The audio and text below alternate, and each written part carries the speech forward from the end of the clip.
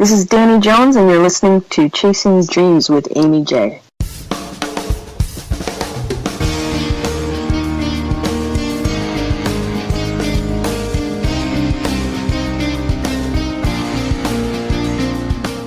Welcome to Chasing Dreams podcast with Amy J.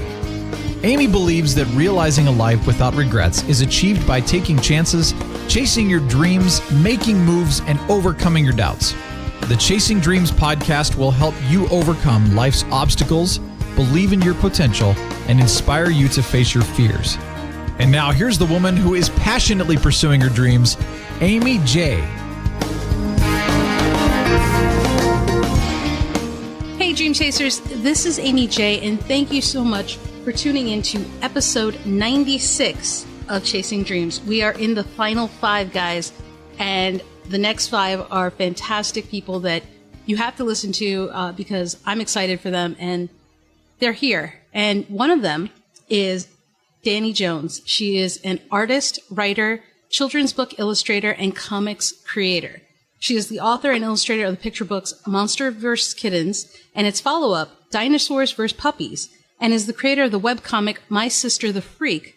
She has worked as a freelance artist for over 10 years, drawing things for books, magazines, apps, and games, and she enjoys it immensely. And she has joined us here today. Danny, how are you doing? Thank you so much for coming to the show. Thank you for inviting me. I am happy to be here. So I actually discovered you through your art. You post on Tumblr, right? Yes. You have a presence there. You have a presence on Instagram. And you do comics for Supergirl, which is a show I watch. And you do an amazing job. And you actually have a web series or a series of images of strong female characters. Is that based off of Supergirl? How did that evolve itself? Well, the Supergirl drawings and the series you're talking about, those are mostly like personal projects. I like to, I kind of make it a point to do projects for fun, things that interest me. So those were kind of a couple of the things that I've done. I just wanted to draw a whole bunch of characters that I liked, so I did a series of like watercolor paintings of all these characters. And you guys can find that on Danny's website, DannyJones.com. I'll have the link on the show notes page because you should definitely check it out. It's amazing. She has Hermione, Supergirl, Wonder Woman, a number of people, Ray. She has a ton of people that you should definitely check out. Have you always been into drawing and art? Has that been a lifelong thing, or is that something you recently discovered? Oh, no, I'm like one of those stereotypical drawing since little kid people. So, yeah, it's always been a part of my life. Never really thought I could make a job out of it until maybe like college. But it's always been a part of me, art and drawing and all that. Now, if you didn't think you could make a go at it, that's interesting because a lot of people, just kind of wish for the best and go for it. Why did you pursue it if you didn't think you could make a living out of it? Well, when I first got to college, I declared art as my major, mostly because I wanted to take art classes, and you needed to be an art major to take the art classes. So I was like, okay, I don't really know what I'm doing yet, so I'll just say I'm an art major, and I'll switch it later if I need to. And it got to maybe like nearing the end of my sophomore year, and I'd taken a few classes by this point, and I got to know the professors, and when you see like my professors, they were working illustrators too, so you start to realize that, oh, this is a thing that you can do. And so I had to like reach the decision. It's like, am I going to continue pursuing this, or am I going to try to do something else, something more practical? And I decided to jump right in. Like I say my sophomore year, because at my junior year, you had to apply for the Bachelor of Fine Arts degree. Mm-hmm. And so that was like a selective process. So I was like, am I going to apply for that and then go for it full steam? Or am I just going to like minor in art and do something else? And I was like, no, I'm gonna give this the full effort and see if I can just apply for this. And that's kind of when I made the decision that, yeah, when I get out of school, this is what I'm going to try to do. That's awesome. I actually love that you considered, even if you were going a different path, you didn't want to stop drawing. You were going to take a minor in it. That's not a lot of people do that. It's like all or nothing. Yeah, I guess for me, it's just not a question. It's like I have to do it. It's like even throughout my career when it's like, oh, maybe I should just give this up and go work at the grocery store or something. And then it's like, I have to keep trying. Like I can't really stop because that's all I want to do. And you do a great job at it. I mean, when you left and you decided to give it your all, your full 110%, as they say, was there a guidebook as to what you did? Did you have a mentor to figure out what you do? You know, it's funny because if you choose another career, like say being a doctor or something, there's very much like a path laid in front of you. Like you get good grade in school so you can get into a good college. Sure. And then so you can get into a good medical school and then residency. You know, there's a path. Mm-hmm. But with art, it's so subjective and there's so many things you can do and you just don't see what you can do. And that throws a lot of people off. And most people would see that and say, like, there's no path to being an artist. But I kind of think of it as there's like a lot of paths, like versus just one. So kind of got sidetracked and forgot your question, but well, it was the idea of a mentor. And when you come out, how do you kind of figure out what the next steps are? So when you try to be an artist, making decisions is going to be like your most important thing because they're not going to be made for you. So when I got out of school, the first thing I did was I called an art director, like literally on my way home from school. And that was like, what was this, a random art director? Cold call? Well, I gotten the contact from one of my professors. Okay. And I was staying in Salt Lake City for like a day, and that's where the magazine was that he works for. And I was like, okay, I gotta call, make an appointment, or I'm not gonna be able to use this contact. Well, I probably could have emailed them, but I thought a meeting would be, the best impression. Sure. So I was like, I have one day to decide if I'm going to try to do this or not. So I'm like really shy, like intensely shy. So like this was like the scariest thing for me. But yeah, I ended up calling him, made an appointment. A few days later, he gave me a job. And that was the first job I ever did. Wow. Wait, you called him to just kind of touch point. You ended up leaving with a job. I mean, you took a chance and it just amazingly worked out. Yeah, I still don't. That's amazing. I'm still amazed by that. Yeah. So did you, when you meet with him, for some folks who aren't familiar, and there are a number of people who aren't used to this or going out of their comfort zone like you did and took a chance like that, how do you go into a meeting like that? You don't have to give us the specifics, but do you bring a portfolio? Do you read up on the guy? Yeah. That's exactly what it was. It was me coming in with a portfolio and just showing it to him. And I think he knew clearly that I was, brand new, just graduated, like literally the day before probably. And so I think he knew that and then took a chance on me. And he's still, the magazine is actually still one of my most consistent clients to this day. So very happy I took that chance. That seems to be something that comes up a lot for people who are trying to pursue something they love, networks and connections. You said that the magazine is still a client of yours. Are you still in touch with your contact there? I mean, has that grown? Yeah, and I'm still with him. And now at this point, a couple others that work there. Wow. Well, my point was that, yeah, you have to make decisions if you want to be an artist. So I had to decide to try to make contacts, and I ended up getting an agent and made a couple other appointments when I got back home. So it was just a matter of learning how to plan and learning how to make goals, because you don't really have that written down for you when you get out of school. Now, that's not entirely true. I mean, it's true for you, but you've gone ahead and on your website, you've actually put together some FAQs that you've come across. I'm sure people have seen your work and asked you all these questions. Would you recommend people who are interested in art check that out? It seems very detailed, but from an outside perspective, I mean, I could recommend it, but I'm not sure.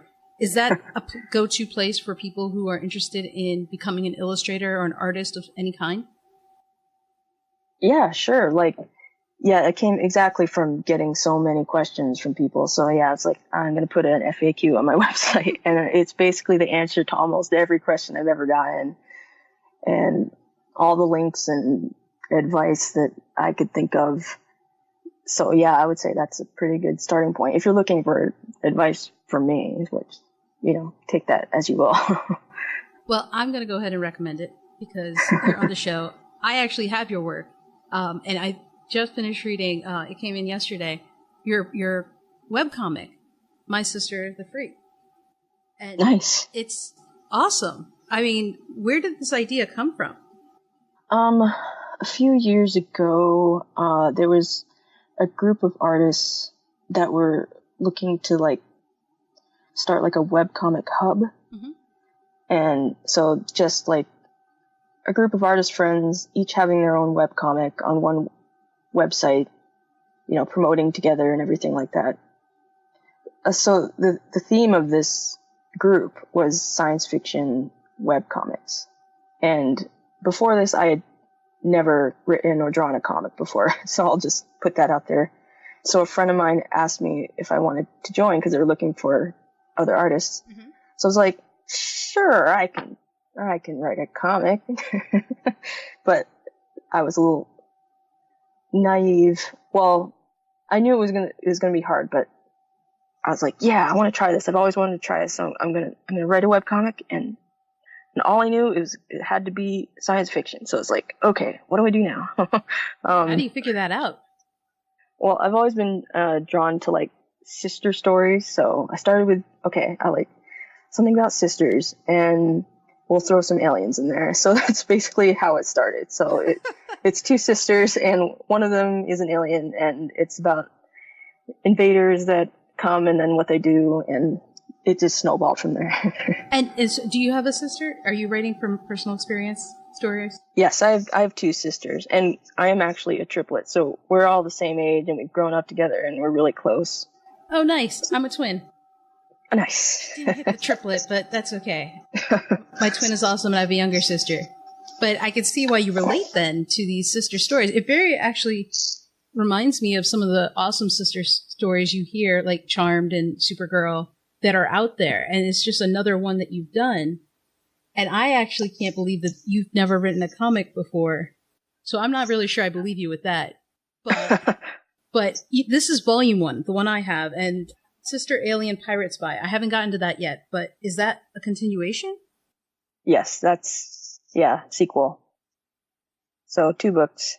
So you illustrate, you draw cartoons for fun on the side, Supergirl and other people, and you write comic books. So do you sleep? Do you have time to sleep, or is that a superpower of yours? Not sleep? I love sleep so much, actually. That's a weakness of mine. I sleep in. Well, I've always been kind of like, what do you call it when you can't pay attention to one thing? Attention deficit. Yeah. Yeah. Like, I've always been kind of like that when it comes to art. Like, I'm never satisfied with one thing. I started out with children's books. Mm-hmm. And children's illustration, so the magazines and things like that. But then I was like, I've always wanted to draw a comic, so we'll do that. And then I started the webcomic, and actually since then I've drawn quite a few comics. Like now it's, I don't know, it might even be more than the picture book thing at this point, but yeah, so it's from that to the fan art to, I just switch from one project to the next, and it just keeps me motivated and keeps me excited about what I do, because it's really easy in this job to like get into a rut, and switching things up helps me. Sometimes maybe it could be to my detriment because I can't concentrate, but. Well, I mean, you have several projects you can switch from, but I mean, it's amazing because I'm on your website right now, and I'm like, she's doing a number of things. You have a Patreon page. You have, the webcomics things you're doing. It's just, I don't, people say I'm busy, but I think you win. I think you win in terms of amount and just busyness. I mean, can you take us through a regular day for you? What's that like? Well, I don't really work on them all at once. Like I've said, I work from like project to project, and so I try to do that. And like My Sister the Freak isn't running anymore.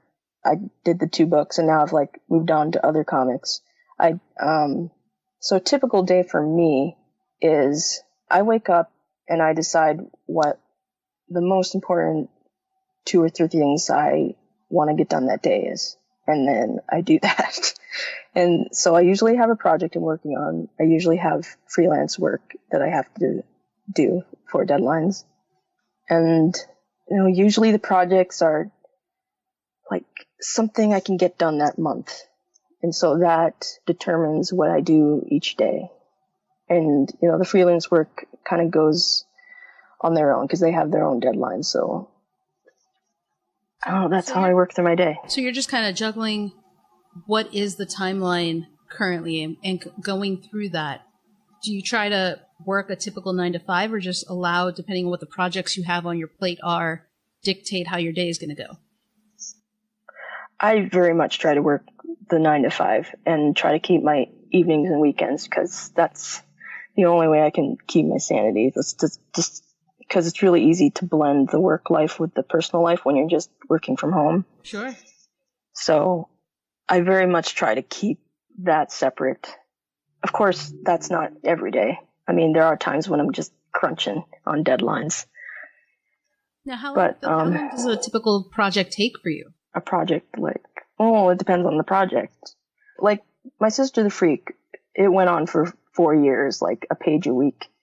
So that was one of my larger projects. Nowadays, I'm trying to do projects and keep them in like a month and finish them, because I found that the larger projects, once you commit to them, and then all of a sudden you don't have time to do other things for like years. So trying to do smaller ones now. And so what you see on my website, all these different things, and that's a culmination of like years of work now. I've been working now for like 12 years. So. Well, that's great to know.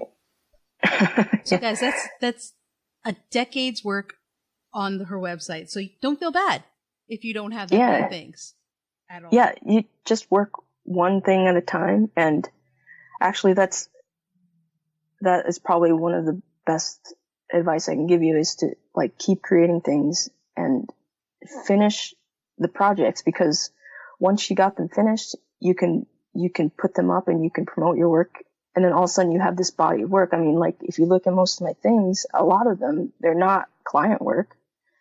So one of the biggest challenges of beginning artists is it's like, how do you convince someone to hire me when I haven't been hired before?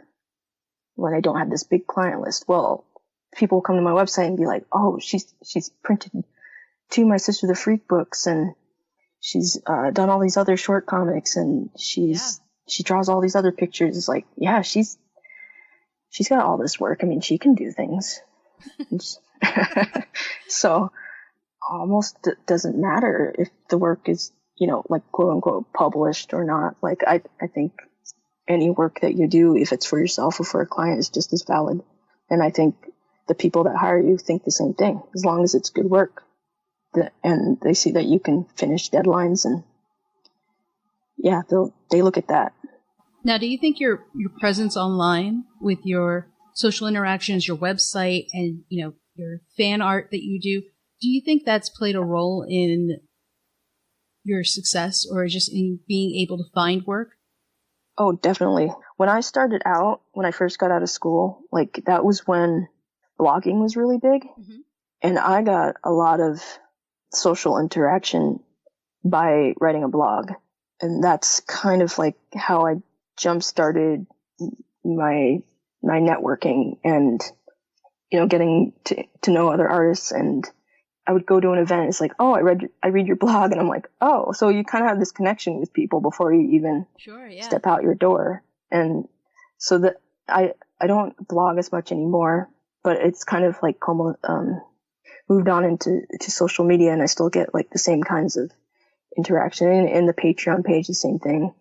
So yeah, so it's definitely, I mean, more than once a client would be like, I saw your work on your blog. I mean, that's how they found me. So I'd say it's definitely affected my career. Now, are you so busy? Like, you've been doing this 12 years. When would you say you got comfortable with not having to worry about where the next job is coming from? Do you think, or have you reached that point? That's probably the better question. Have you reached the point where you're just comfortable with where you're at? I would say I'm always worried about where the next job is going to come from. But I would say that I am comfortable so far as not worrying. I don't worry as much if the next job is going to come or not. Mm-hmm.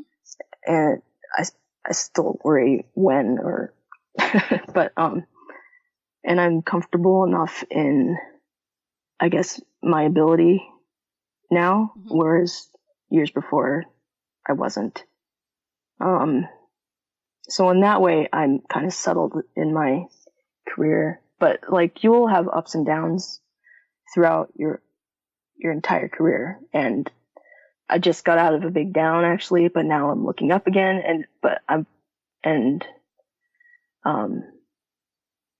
already anticipating there's going to be a time where it's going to be down again. So, but it doesn't scare me as much because I know I'll get through it like I did last time. And the whole reason I asked that is because of the adage, the starving artist, and how sometimes that scares people who have a passion for art, but at the same time don't want to be struggling artists. I guess even when you're comfortable, you still may have that sense of discomfort here and there. There are ups and downs, peaks and valleys.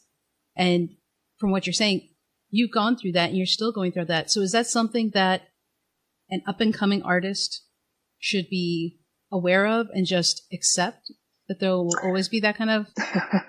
Yeah, I would say there's ups and downs, but overall, it goes up like slowly. Like if you look at it from when I first started and now, but in between it goes up and down, but the whole entire curve goes up, mm-hmm. Like, yeah, that's something you should be prepared for, because I think one of the hardest things about being an artist is not like the skills or the networking or anything like that. I think the hardest thing is learning how to keep going when it feels like it's not getting anywhere. I think that's the hardest part. It's like, keep posting on social media when you have no followers, or making a comic when it doesn't look like anyone's reading it, or sending out postcards when no one's hiring you. It's like, can you do that? And if you do that, I think you actually have a very high chance of succeeding, at least on some level. Like if you can be persistent, you've already beaten half the people you're competing with if you can do that. Now, see, that's actually an interesting point I want to segue to. Is art a competition necessarily? I mean, because it seems like everybody has a different style. No, it's not really. I mean, it's not a competition. It's more like, I think you compete more with yourself. I actually get that. And yeah, and like being a successful artist is it's kind of about carving your own place. And there's plenty of places out there. I don't think it's a competition per se, as one artist getting hired means another artist fails. I mean, I don't think that. I think it's about finding your own place and where you fit. And there's plenty of places around the table. So, that's about pursuing your own things. Like it's another reason I do all these projects, is to figure out what I want to do. And doing comics, I discovered, I really like doing that. Let's keep trying to do that. I have my own slant because I like doing children's and young reader things. So that's where my comics skew. So where other people like superheroes and other people like Dark and scary stuff, and I don't like dark and scary stuff. Now, so you skew towards young readers and children's books. Is that something in the art world where that's now your niche? I just kind of gravitate toward it. I mean, I don't limit myself saying, I'm only going to do children's stuff from now on. But it's also what I most like doing, so that's what comes out most of the time. But if I wanted to do some other project, then I would try that for a little while. I mean, I'm not going to, because everything you do, it's going to feed itself into your whole body of work and what your corner is going to be. And you were surprised, right? When you tried comics and enjoyed it. I mean, previously that wasn't your goal. Yeah, no. It just started as an experiment that I wanted to try. And so I did. Not to take away people from going to your website and learning FAQ, but in like 3 steps, what should someone who wants to go into art or illustration, if you will, whether it be books, comic books, or, any other medium, what should they do? Make goals. Mm-hmm. Like I said, making the decisions, because that's one of your hardest parts of being an artist in this whole subjective industry. Next would probably be to step out of your comfort zone and be brave, because you're not going to get anywhere if you don't do the things that scare you. Other than that, keep going. Like I said, most artists fail just because they stopped, not because they couldn't do it. Now, Danny, I noticed you didn't say go take art lessons or go learn how to draw. I mean, a lot of that was, get yourself ready for this journey, because it's not going to be easy, but kind of mentally prepare yourself. Is there a reason for that? Is that something that people focus too much on sometimes? I would say it's all part of the process anyway. I think you have to make a lot of practical decisions, and education is one of them. And learning how to draw is very important. But yeah, I do think people get stuck on it. It could be, and they don't realize all this other stuff, which is tougher, I think. So you do have to make practical decisions, which is like learning how to draw in the first place, learning how to run a business, which a lot of people kind of skate over, which they can't. Learning how to manage time, because when you do all these projects, yeah, it's really hard. And I like my sleep, so. But on top of it all, it's just a matter of keeping going and taking risks. Now, are you still, are we still, should we be getting ready to see you take some risks coming up? Are you going to be trying some new styles or anything? Yeah, I haven't decided what my next thing is going to be yet. I'm kind of buried in client work, which is nice, because I went through a dip. I don't know. What should I do next? What do you want to see from me next? I want to see more of your comics from Supergirl. I love when you do that stuff. Oh yeah, that's so funny, because I didn't really start that as an actual specific project. It just kind of evolved because I liked the TV show, but it's ended up being one of the most effective things that I've done of late, to just in terms of people finding my work, even just money, because people finding my Patreon page through it, or buying a print, and then just finding friends through it. So I don't know, it's just funny how that evolved. Yeah. But I guess that's part of, you do what you like, because that's how you find how I was saying, finding your corner of the industry. Yeah, it's not like you're focusing on money, but you're focusing on something that you love, and just, making friends and, selling your art. I mean, that's how I just point that out, because to tell people that, yeah, these kinds of things will have practical benefits, like material benefits too. And in addition to, the warm fuzzies of people saying they like my work. Well, I'm glad you did, because I don't think some people realize people can build magazines off of Patreon, and some people make a living off of Patreon and the support people give to them off that. I didn't realize that. Mm. And so, I mean, you have a few methods and channels of merchandise and things you have going on, but hey guys, Patreon, check it out. A lot of people don't. I should put the show on Patreon. You guys can give to that. But I mean, you have so many different avenues and things that is that stuff you just kind of slowly discovered as you were going through this? Like, hey, let's go ahead and put this together. Yeah. So, another part of being an artist is that you have to find ways to make a living. So I try to put, as many eggs in as many baskets as I can. And so if I see an opportunity to try to make a living, because that's ultimately what my goal is, to make art and make a living at it. So I'll give it a try. I'll make a book or sell prints or put up a Patreon page. And I wouldn't say I'm overwhelming success at any one of those things, but like the little success in all of those things are helping me out significantly. And that's probably something everyone should also realize. You don't become a millionaire from these things necessarily. Maybe someone has. I don't know. I'm thinking not, though. More often than not. But more often than not. Right. More often than not. But one thing, if you see, the more success you get in one thing, it all builds into the other things. So. Well, you're building loyal fans. I mean, people who love and follow you with what you're doing, they'll support you.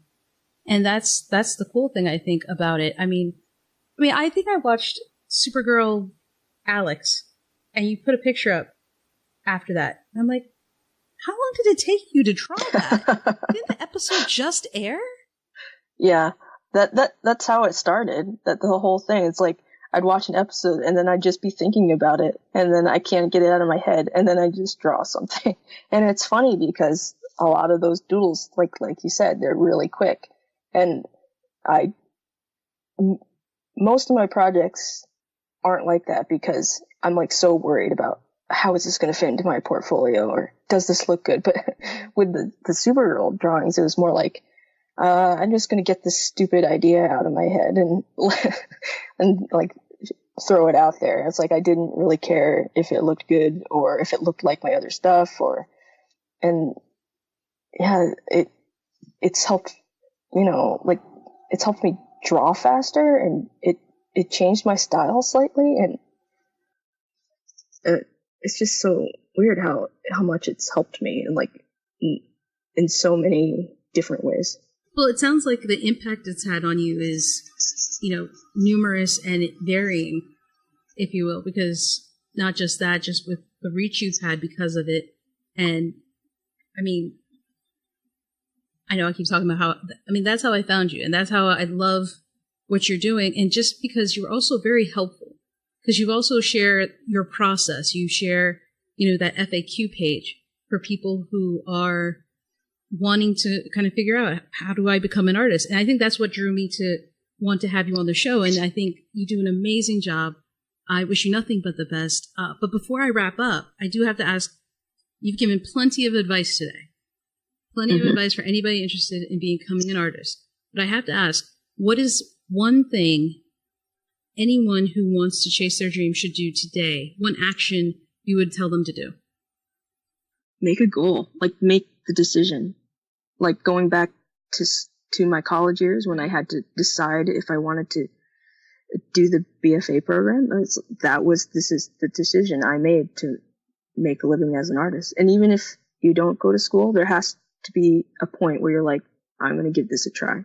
So if you want to do this, then make a decision. I love it. Guys, listen to her. She's living her life, loving it, I imagine. Danny, thank you so much for coming on the show and sharing your insights, your knowledge. And guys, you're going to have to check her out. I will tell you all about it in a minute. Thank you again. Thank you for asking me. And guys, that was Danny Jones. A very talented artist, very helpful human being, someone you should definitely be following and definitely check out, especially if you are into art and creative stuff. You guys should check out her website, DannyJones.com, and all of the links for Danny and more notes on her can be found on the show notes page over at chasingdreamshq.com/episode 96. That's episode 96. And guys, we are on the countdown. Danny was 96. We're about to hit 97 next time. So exciting. Great episodes to come. Even more news coming up. You guys should definitely be aware. But listen to what Danny said today. Make the decision. That's what it's all about, okay? So until next time, guys, keep chasing. Thank you so much for listening to Chasing Dreams. Amy would love to connect with you and hear all about your pursuit of chasing your dreams. Connect with her on Facebook, Twitter, or Instagram via @ChasingDreamsHQ. Or you can find Amy on Twitter @AmyJ21. That's AIMEEJ21. Be sure to visit headquarters over at ChasingDreamsHQ.com for more inspiration, motivation, and resources to help with your own dream chase. We hope you'll join Amy next week, and until then, keep chasing.